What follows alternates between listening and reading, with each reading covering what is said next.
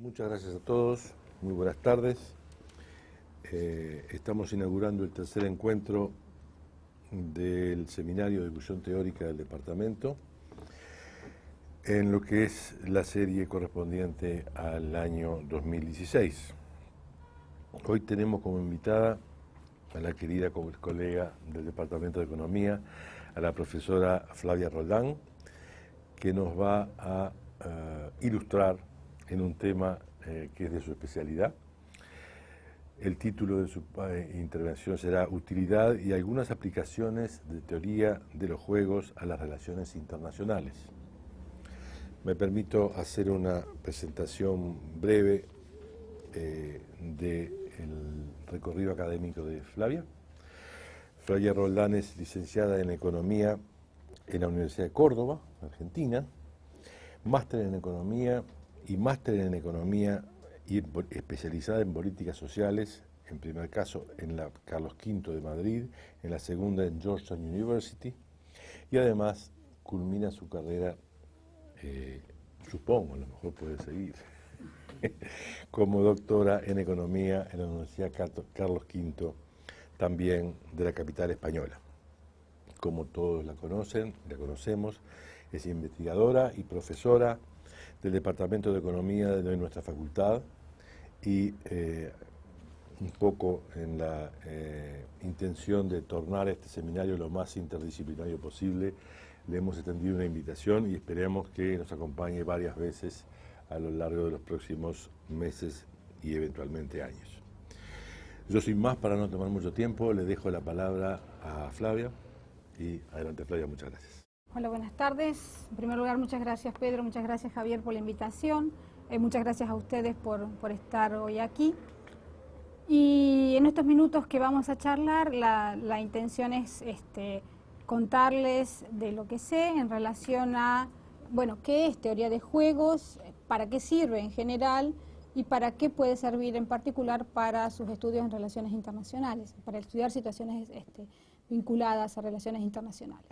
Entonces, estos minutos, lo que pretendo, o lo que la organización de esto es contarles un poco qué es juegos, luego contarles para qué sirven los juegos, ponerles de relieve los supuestos básicos que necesitamos para poder funcionar y luego ir de a poco en la charla ilustrando ejemplos que pueden ser aplicados o que han sido aplicados para estudiar problemas en relaciones internacionales, no sin antes hacer una mención, aunque breve, de la obra de Thomas Schelling y el impacto que tiene esto para el estudio de las relaciones internacionales. Bien, entonces, ¿qué es un juego? Un juego es un pasatiempos. Un juego es algo que se hace para divertirse, para entretenerse. Juegos, conocemos juegos de mesa, del ajedrez, juegos de carta, videojuegos, juegos online, juegos deportivos, una variedad de juegos. Pero si todas estas cosas se llaman juegos o entran dentro de la categoría juegos, es porque deben tener alguna o varias características en común. Entonces, cuando uno comienza a pensar en esto, uno dice, bueno, a ver, pensemos, bueno, en los juegos de mesa, en los juegos de cartas, en los videojuegos, en los juegos deportivos, en todos hay jugadores. Entonces, en un juego hay jugadores. En todos estos ejemplos que vimos recién hay reglas para poder jugar. En todos los juegos, los que van a jugar piensan qué es lo que van a hacer. Ven, están jugando con otro, qué es lo que está haciendo el otro y en función de eso juegan. En un juego de ajedrez yo veo que mi rival movió el alfil, entonces yo pienso y digo, bueno, voy a mover tal cosa. Es decir, que cada uno de los jugadores tiene acciones, tiene estrategias posibles para actuar. Entonces en un juego hay jugadores, hay reglas, hay estrategias, y en función de las estrategias, de la acción que tome yo, de la acción que tome mi rival o los otros que están jugando, va a haber un resultado de ese juego. Entonces un juego, además de todo esto, tiene resultados. Y después el resultado me puede gustar más, me puede gustar menos, me da una mayor felicidad, me da un mayor pago, lo que quieran. Pero después de cada resultado uno puede valorar, a ver qué tal es ese resultado. Entonces, eso es un juego. Esos son los juegos que estudiamos en teoría de los juegos. Es decir, básicamente un juego, dicho un poquito más formal, sería, es una situación gobernada por reglas, cuyo resultado está caracterizado por la interacción estratégica. ¿Qué es esto de la interacción estratégica? Lo que decíamos recién del ajedrez. Yo veo que mi rival movió el alfil, entonces yo voy a mover la torre. La estrategia de mi rival interactúa con la mía y sale un resultado. Tenemos una interacción entre las estrategias de los jugadores. Entonces, en juegos se analiza eso. Es una situación que tiene reglas de funcionamiento y que el resultado depende de la interacción, de las acciones que tome cada uno de ellos, ¿sí? Entonces, ¿qué es teoría de los juegos? Si me dejan decirlo de manera informal, teoría de juegos es un saco gigante lleno de herramientas que son diseñadas para ayudarnos a entender situaciones donde los individuos, que son los jugadores, toman decisiones en un contexto de interacción estratégica. Y entonces, un juego es, de manera mucho más formal, es un modelo lógico-matemático que nos ayuda a ver qué es lo que va a ocurrir en un contexto de interacción estratégica. Eso es un juego. Y eso es lo que nosotros estudiamos en teoría de los juegos. Entonces, ¿y para qué sirve? ¿Dónde lo hemos visto? Entonces, los contextos de interacción estratégica que nos encontramos son muchos, nosotros. Entonces, teoría de los juegos se aplica en una variedad de circunstancias, en una gran variedad de contextos. De los que sé es en economía. En economía y negocios son aplicaciones claras de juegos. Por pensar en un ejemplo, una empresa de telefonía tiene que tomar la decisión estratégica de qué precio le pone, en función, el precio que le pone a un minuto, de que va a tarifarle a sus clientes, en función de cuánto fue el precio que le puso su rival, no sé, Movistar y otra. También juego se aplica a contextos de ciencias políticas. El ejemplo típico de esto es, tengo dos individuos, dos candidatos de diferentes partidos, que uno lo puede tomar en un extremo, a estos candidatos son jugadores, y en un extremo podemos darle el rótulo de liberal y otro el rótulo de conservador, y cuando van a una elección tienen que definir su plataforma electoral. Entonces tenemos un espectro muy grande, pero uno podría decir que, bueno, el liberal puede tomar una decisión de tomar medidas o tener una plataforma electoral moderada liberal. El otro podría tomar una posición moderada, conservadora moderada o conservadora. Entonces, cada una de estas plataformas son las estrategias que tienen, la acción que va a tomar. ¿Qué va a definir? Va a depender de la acción o de la estrategia que haya definido su contrincante, su rival. Esos son contextos en los que uno podría pensar que juegos en ciencias políticas es útil. ¿Es útil para qué? Es útil para poder predecir en base a estas reglas qué es lo que va a ocurrir, cuál es el resultado de ese juego. En relaciones internacionales también, una situación estratégica que uno podría pensar en relaciones internacionales, puede pensar, por ejemplo, en el escenario que tenía en el que actuaron Irak, Naciones Unidas y Estados Unidos, que culminó con la invasión de Estados Unidos en marzo del 2003, respecto a, por ejemplo, Irak tenía que tomar, previo a todo, la decisión de si construir armas de destrucción masiva o no construir. Esas eran las estrategias de este jugador. O sea, volvamos de nuevo. Los jugadores que tendríamos aquí serían Irak, Naciones Unidas y Estados Unidos. Las acciones que tenía disponible Irak en un momento es construir armas de destrucción masiva o no construir armas de destrucción masiva. Independientemente de la acción que ellos tomaron, Naciones Unidas tenía después la decisión de ¿los inspecciono o no inspecciono Irak?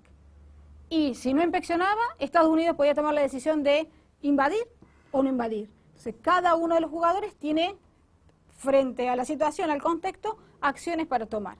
uno podría plantear esto en términos de un juego, de un modelo, y tratar de buscar a ver la predicción en base a las preferencias que se tendrían por los distintos resultados, por los distintos recorridos, qué es lo que hubiera ocurrido. ¿Sí? Entonces, estos son los contextos, y aún hay más, que uno podría encontrar utilidad a teoría de los juegos. Más tenemos en historia, tenemos más en crimen, tenemos más incluso en biología. ¿Sí? De todas maneras, y antes de proseguir, es importante tener en claro los supuestos básicos para que uno pueda encontrarle el resultado al juego. ¿Qué es lo que se va a hacer? ¿Irak va a invadir? Estados Unidos va a invadir o no va a invadir. ¿Irak va a construir o no va a construir armas de destrucción masiva? Eso es lo que a nosotros nos interesa. ¿Qué es lo que va a pasar? Pero para poder predecir qué es lo que va a pasar, nosotros necesitamos y operamos todo el tiempo con un supuesto básico de comportamiento de los jugadores, que lo podemos discutir, lo podemos desechar en algunas circunstancias, pero si lo desechamos no podemos hacer nada. El supuesto básico de funcionamiento es que los agentes tienen que ser racionales, tienen que estar dotados de razonamiento estratégico y tiene que haber conocimiento común de la racionalidad. No en todos los casos, pero se necesita. ¿Qué quiere decir esto de la racionalidad? ¿Qué es que un agente sea racional? Y a ver, venir, porque si no son racionales no podemos hacer nada. ¿Qué quiere decir que sean racionales? Quiere decir que cada uno de los jugadores puede establecer todas las alternativas de acción que tiene. Irak, como jugador racional, podía determinar todas las acciones, todo el curso de acciones que tenía enfrente. Y sobre lo que no conocía, sobre todos los escenarios que no conocía, podía formarse, nos podemos formar como jugadores racionales expectativas de lo que puede ocurrir. Aquel escenario yo creo que tiene una probabilidad de tanto de ocurrencia, aquel otro puede tener una probabilidad de tanto de ocurrencia, por más que me equivoque, pero sobre todo los desconocidos yo tengo que tener alguna expectativa de lo que va a ocurrir. Por otra parte, y muy importante, es que estos jugadores puedan hacer un ranking de las preferencias. O sea, que sobre estas alternativas que tienen puedan llegar a decir, de esta alternativa y esta alternativa yo prefiero esta. Porque si no pueden ordenar las alternativas que tienen disponibles, o hoy las ordenan de una manera y mañana las cambian, entonces uno no puede proceder. Entonces, que sean racionales implica que conozcan las alternativas y que puedan rankearlas, que puedan darles un orden. Y además, que en ese orden, cuando yo le pregunte, ¿y cuál elegís? ¿Qué acción tomarías? Elijas la que es la mejor para vos. O sea, que maximices, que te dé el mayor utilidad, el mayor pago, el mayor beneficio. Eso es lo que se pide en la racionalidad, que se conozcan las alternativas, que pueda formarme expectativas de lo incierto y que elija siempre la mejor. Lo de razonamiento estratégico básicamente es cuando yo voy a tomar mi decisión, que tenga en cuenta, que esté razonando al tomar mi decisión, que razone en función de que lo que yo creo que va a ser mi rival o de lo que yo veo que mi rival está haciendo. O sea, si mi rival mueve el alfil y yo no tengo en cuenta que él mueve el alfil y mueve otra cosa, entonces no estoy teniendo razonamiento estratégico. Eso se pide. El conocimiento común es que esos son los dos supuestos básicos de funcionamiento. El conocimiento común a veces lo requerimos, a veces no, pero el conocimiento común es básicamente que yo sé que yo soy racional, mi rival sabe que él es racional, yo sé que mi rival sabe que él es racional y mi rival sabe que yo sé que yo soy racional, y entonces se da una cadena de yo sé que yo sé, y él sabe que yo sé, ¿sí?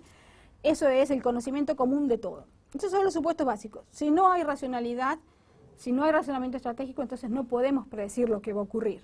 Entonces, supongo que mi rival no es racional, que no sabe ordenar las preferencias, entonces no puedo predecir de antemano lo que va a ocurrir, y eso es lo que pretendemos en juego. Predecir el resultado de un juego es predecir qué es lo que va a pasar. Decime qué acción van a tomar. ¿Va a poner tal precio y aquella tal otro precio? ¿Irak va a tomar va a invertir en armas de destrucción masiva o no? ¿Y Estados Unidos va a invadir o no invadir? Decime qué es lo que va a ocurrir. Eso es lo que uno quiere cuando se presenta con un juego. En juegos son todas estas herramientas. Esta bolsa de herramientas tenemos que ver, de acuerdo a la situación, qué herramientas saco. Entonces, para eso, uno divide los juegos en dos grandes tipos de juegos. Las herramientas, los instrumentos que nos vamos a usar para analizar juegos cooperativos y para analizar juegos no cooperativos. En un juego cooperativo,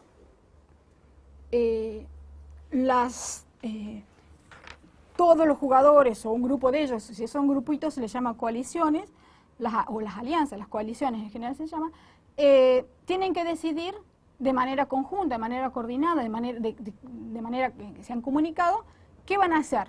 Cada uno va a tener que van a tomar de manera coordinada la decisión que debería tomar cada uno. Vamos a ponernos sobre la mesa y vamos a hacer un acuerdo. Vos haces tal cosa, vos haces tal otra. Esas decisiones que se van a tomar, esas tomas de decisiones de manera coordinada de la acción del otro, vía un acuerdo, se les llama juego cooperativo. Entonces tenemos herramientas para estudiar juegos cooperativos. Y los otros son juegos no cooperativos, en donde la decisión de lo que voy a hacer solo la tomo yo. Y la tomo yo en función de todas las alternativas que tengo, la que me dé el mejor pago, la mejor utilidad, el mejor resultado para mí. Por eso es que necesito poder rankear dentro de los resultados lo que me da el mayor pago, porque si no las puedo rankear, si no les puedo dar un orden de lo que prefiero más a lo que prefiero menos, entonces es difícil saber qué es lo que voy a decidir. Por eso es que necesito la racionalidad.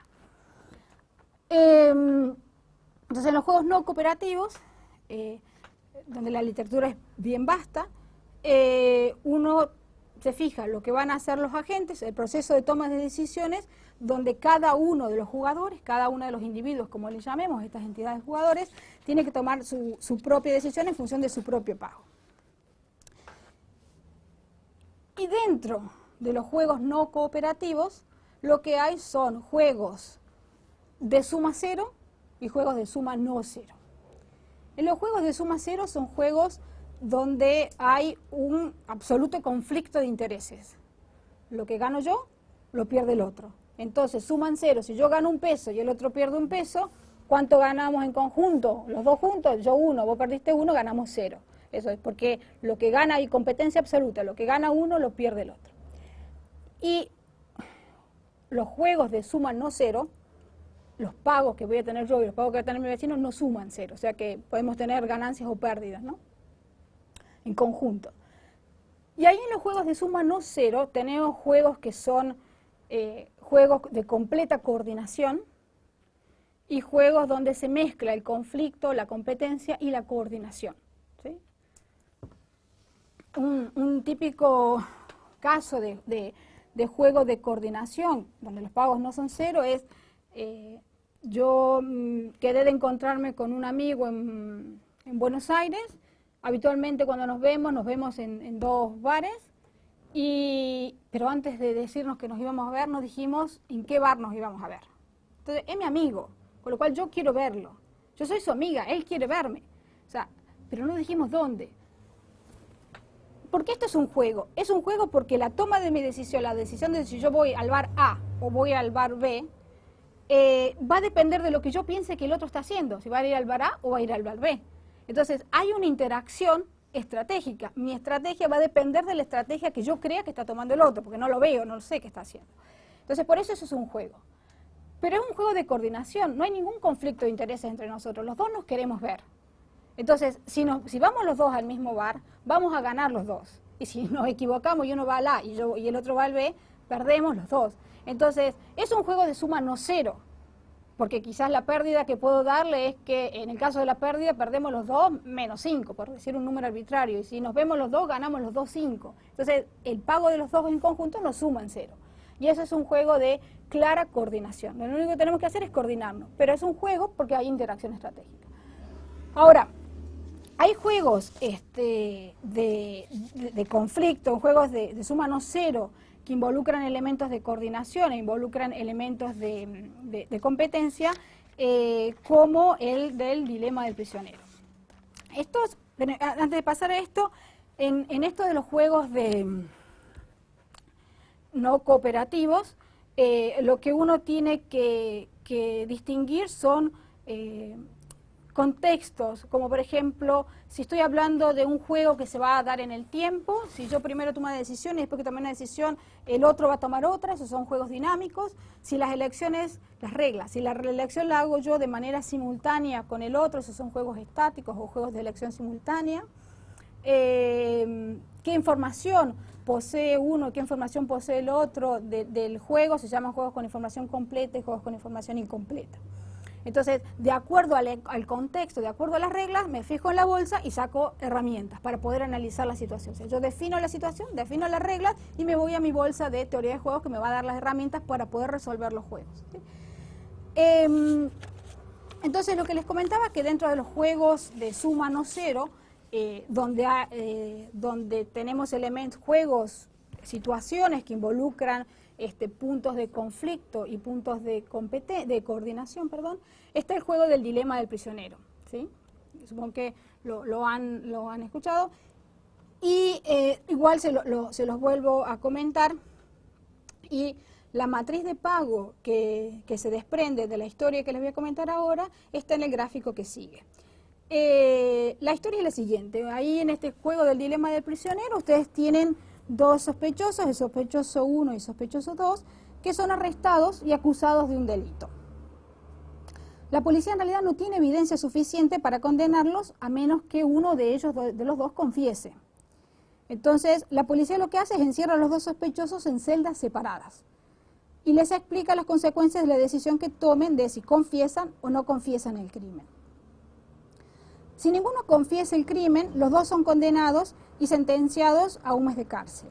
Si ambos confiesan, serán sentenciados a 6 meses de cárcel y finalmente, si solo uno confiesa y el otro no confiesa, serán puestos en libertad y uno será sentenciado, el que confesó es puesto en libertad y el que no confesó es sentenciado a 9 meses de cárcel. Entonces, en el gráfico que pueden ustedes observar, tienen los pagos que van a recibir de acuerdo a la interacción de las estrategias. En filas y en columnas viene para el jugador 1 en filas y en columnas para el jugador 2 las estrategias que tienen disponibles. ¿Qué estrategias tienen disponibles? Es confesar o no confesar. Reservamos la D para delatar y la N para decir no delatar. Entonces, la D de ese gráfico quiere decir delatar, la N no delatar. Ustedes pueden observar que si uno delata y el otro también delata, los dos tienen 6 años de cárcel. Y entonces, vamos a ponerlo de manera arbitraria, reciben un pago negativo de -6. Pierden 6 cada uno. Si uno delata y el otro no, fíjense en que el que queda puesto en libertad le damos un pago de 0, o sea, no tiene ninguna pena, pero si no delató, tiene un pago de -9, o sea, pierde cada mes de cárcel, es una pérdida de una unidad. Y si los dos no delatan, toman la decisión de no delatar, pierden -1. Si uno analiza y estudia bien esa matriz de pago, este problema es un problema de claro conflicto social. ¿Por qué? Porque si ellos se pudieran comunicar, y básicamente, si los dos pudieran confiar de alguna manera el uno del otro, lo mejor que pueden hacer es no delatar, porque no delatando tienen un pago de -1. Pero lo que pasa que en este juego, y ahí viene el dilema social, uno no puede confiar en el otro. No hay forma que yo pueda confiar en el rival. Imagínense que yo soy el prisionero 1 y le digo a cualquiera de ustedes que es el prisionero 2, mira, no delates. Entonces, porque yo no te voy a delatar. Entonces, yo voy a confiar en ustedes. Voy a creer que no van a delatar. Pero ustedes, ¿qué van a decir? Si ella no delata, yo delatando gano, no delatando pierdo 1. Pero delatando no pierdo nada, es 0. ¿Qué van a hacer? No van a delatar. Van a delatar. Van a llegar a 0. Entonces, es compatible con los incentivos de ustedes delatar. Y no puedo, entonces en ese sentido yo no puedo confiar en ustedes. El resultado de este juego, analizándolo con las herramientas que le decía, que es el equilibrio de Nash en este caso, va a ser que los dos van a terminar delatando. Esa es la predicción de este juego. Los dos van a terminar delatando, donde tendrían pagos de -6 y -6. Este problema de conflicto social es uno de los problemas que Anatol Rapoport estudia para predecir las cuestiones relativas al desarme de armas. Porque decir, los dos están mejor desarmándose, todos los países están mejor desarmándose, pero ¿quién puede confiar en el otro, en que el otro se va a desarmar? Nadie puede confiar en el otro, porque entonces si uno se mantiene en el no desarmar, el otro, la mejor opción que tiene siempre es armarse. Entonces, estos problemas de conflictos sociales, el problema de la creencia es, la frustración en este caso es un problema de confianza. Otro juego de suma no cero, con rasgos, con elementos de conflicto y de coordinación, donde uno quiere que prevalezca sobre el otro, es lo que se le llama el juego de la gallina, y que la matriz de pago está ilustrada en el gráfico que sigue. Yo les cuento la historia de este juego y les cuento el uso que se le ha dado. En el juego de la gallina dice, abstraigámonos de la irracionalidad que tendría este juego, pero mírenlo.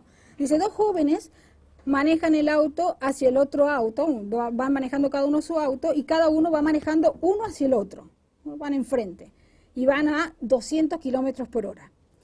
Cada uno de los autos lleva las ruedas izquierdas en la línea divisoria de la calle, ¿sí? Pero van así de frente. De tal manera que si ninguno de los dos que van conduciendo el auto se desvía, ¿qué va a pasar? Se van a chocar y se van a morir. En ese caso, perderían un número arbitrario de 20. Podemos poner 20, 2000, 20.000, lo que quieran. Se mueren. Ese sería, la muerte significaría un pago negativo de 20. No obstante, si uno sigue el rumbo derechito, pero el otro se desvía, el problema que van a tener es que el que se desvió frente a la mirada de sus pares es el cobarde, es el gallina. Por eso se le llama el juego de la gallina. Y en ese caso, el que se desvió tiene un pago negativo por la mirada negativa de sus pares de -5, y el que se mantuvo en el rumbo, que es el valiente, tiene un pago de 5. Ahora, la otra opción que pueden tener es que los dos se desvíen de manera simultánea, o directamente que los dos se desvíen.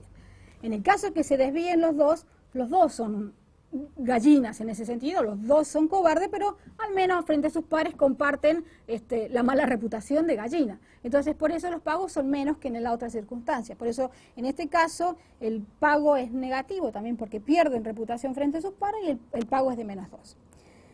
En el gráfico que ustedes tienen allí, hemos reservado la notación de N para no desvío y la notación de D para desvío. De tal manera que si ustedes ven la conjunción de no desviarse es matarse, chocar y tendrían -20, y en el caso de desvío y no desvío, -5 y +5, para desvío el que se desvió tiene -5 y +5. Entonces, este juego, la interpretación de este juego, ha sido también estudiada por Rapaport también, y con este juego trata de ilustrar la crisis de los misiles. Es decir, este es un juego de competencia donde yo, armándome quizás, quiera demostrar ferocidad, ¿sí? De todas maneras, con el tema de armas vamos a continuar al final. Entonces, estos dos ejemplos ponen en cierta evidencia que teoría de juegos puede ser una herramienta útil para analizar situaciones que son pasibles de ser estudiadas en relaciones internacionales. Antes de pasar a la última ilustración, quería detenerme un segundo en Schilling, en Thomas Schilling. Thomas Schilling es un economista americano que en el año 2005 ganó el Premio Nobel de Economía. Ese año el Premio Nobel de Economía lo compartieron con un matemático israelí, Robert Aumann, por temas relacionados a juegos. Y las contribuciones de Thomas Schilling van a caballo entre lo que es, por más que sea un economista, a caballo de lo que es la sociología, la psicología y las relaciones internacionales. Su trabajo más notable fue el libro del año 1960, The Strategy of Conflict, donde ahí en ese libro analiza el papel de las amenazas, el papel de los ataques sorpresa, el rol que tiene la comunicación con los rivales. El trabajo de él lo constituirse en un asesor muy influyente en las administraciones de Kennedy y de Johnson, y en los años 40 integró el equipo que impulsó el Plan Marshall y la creación de la OTAN. Su trabajo también, como les decía recién, va a caballo de la sociología. Una de las cosas interesantes que él ha analizado con herramientas de juegos es, por ejemplo, los problemas de segregación racial. Él dice, por más que hay una cierta tendencia, en realidad, una cierta tendencia de los individuos de un vecino a ir a vivir a los barrios o tener vecinos de razas similares. Entonces, esta leve preferencia de tener en su barrio individuos de su misma raza podría al último desembocar, y lo analiza, a desembocar en problemas de grave división racial, de discriminación racial, por más que cada individuo no tenga esas preferencias extremas. Y esto también lo analiza en juegos, este es un contexto de sociología. De todas maneras, les traigo a colación unas palabras que él dijo en una entrevista que dio al momento de recibir el Nobel, que dijo, bueno, sí, le decían la variedad de contextos en donde he estudiado, porque también he estudiado situaciones de cómo un individuo negocia con sí mismo para sacarse el vicio. También estuvo en los años 80 interesado en problemas de medio ambiente. No obstante, él dijo en esa entrevista, mi tema favorito, dice, es el uso, o mejor dicho, el no uso de las armas nucleares.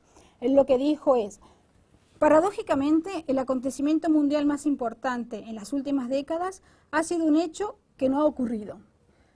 Desde agosto de 1945, es decir, desde hace ya más de 6 décadas, ningún país del mundo ha utilizado armas nucleares, a pesar de que, a principios de los años 60, personas como Snow declararon que, si no se procedía de inmediato al desarme nuclear, se produciría una guerra nuclear durante los próximos años con una certeza matemática. Esas fueron sus palabras clave. Entonces, para ilustrar el aporte de sus trabajos en las relaciones internacionales y que está en el libro The Strategy of Conflict, les traigo a colaciones el gráfico que se muestra en este momento y uno podría decir que como síntesis del resultado que uno vería en este ejercicio es que para hacer la guerra hay que prepararse, perdón, para hacer la paz hay que prepararse para la guerra. Para hacer la paz nos preparemos para la guerra. ¿Por qué? Dice, considere el siguiente juego en el cual tenemos dos países, el país 1 y el país 2, que tienen que decidir si compran armas, simbolizado con A, o si no compran armas, simbolizado con N. En una primera etapa del juego, estas son las decisiones que tienen que tomar los dos jugadores, país 1 y país 2. En una segunda etapa de este juego, el país 1 observa lo que hizo el país 2 y el país 1 tiene que tomar la decisión si hace la paz o hace la guerra. En ese gráfico es un árbol de decisión donde la línea punteada lo que está mostrándole es una simbología que cuando uno la ve tiene que tomar referencia que esa parte del juego es un juego simultáneo donde cada uno tiene que tomar de manera sin conocer lo que está haciendo el otro, si se arma o no se arma, y en la segunda etapa del juego si el uno hace la guerra o hace la paz. Cuando uno saca de esta bolsa la herramienta para analizar un contexto de resuelve el juego por lo que se llama inducción hacia atrás y llegamos a la conclusión de que la predicción de lo que va a ocurrir en un contexto como este es que, como ven en la línea marcada con rojo, los dos países van a tomar la decisión de armarse, pero una vez que tomaron la decisión de armarse, los países van a decidir ir en paz. ¿Por qué? Porque si una vez que están armados van a la guerra, esto sería desastroso. Y si uno no se armara, siempre se sentiría la amenaza del que se armó y eso sería una peor situación. Entonces, con estas ilustraciones y con estas reflexiones sobre lo que es juego, termino. Muchísimas gracias.